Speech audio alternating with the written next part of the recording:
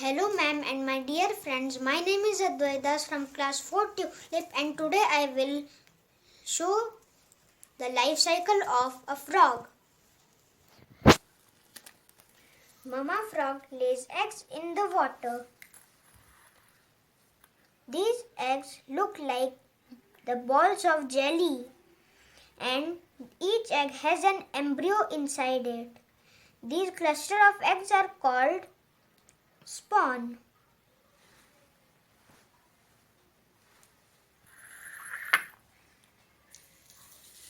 This is a single egg. This is an embryo which later develops into an adult frog. The small baby frog hatches from this egg. Oh, it doesn't look anywhere like an adult frog. It has only a long tail and no limbs. Now, this stage is known as tadpole. Now we have to wait for some more days. After some more days, look what is coming out from this. These are called hind limbs. Now also it doesn't look like an adult frog. Now we have to wait for some more days.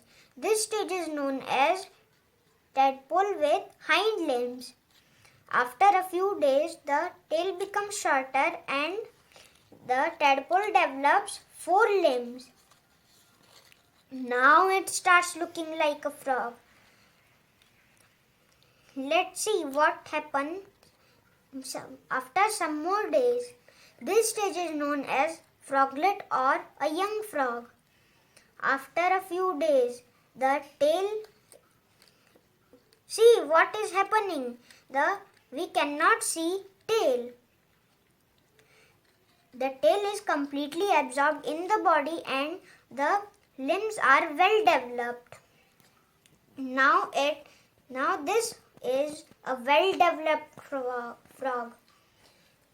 Now you see the transformation of a tadpole into an adult frog is called metamorphosis. If this frog is female, she will lay eggs and the cycle will continue. Hope you like my presentation. Thank you.